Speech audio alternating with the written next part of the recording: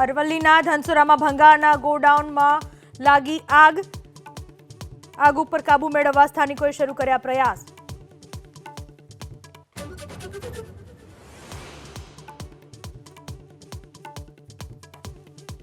પંચમહાલના ગોધરામાં તળાવમાં ડૂબતા પિતા પુત્રીના મોત નહીં પણ આત્મહત્યા કરી હોવાનો ખુલાસો। નાણાંની ઉઘરાણી કરનાર 2 શખ્સો સામે ફરિયાદ દાખલ।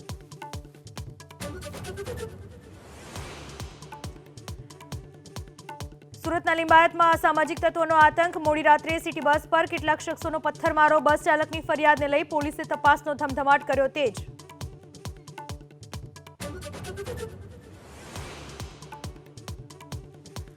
ચૂંટણી પહેલા ભરૂચ બેઠક પર વસાવા વર્સિસ વસાવાનો જંગ।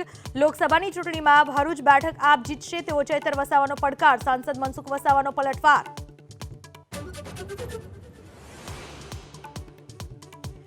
ખેડૂતોની દિલ્હી કૂચને લઈને શંભુ બોર્ડર પર ફરી હંગામો। દિલ્હી તરફ આગળ વધતા ખેડૂતોને પોલીસે અટકાવ્યા। કૃષિ મંત્રીએ વાતચીત માટે ખેડૂત આગેવાનોને આપ્યું આમંત્રણ।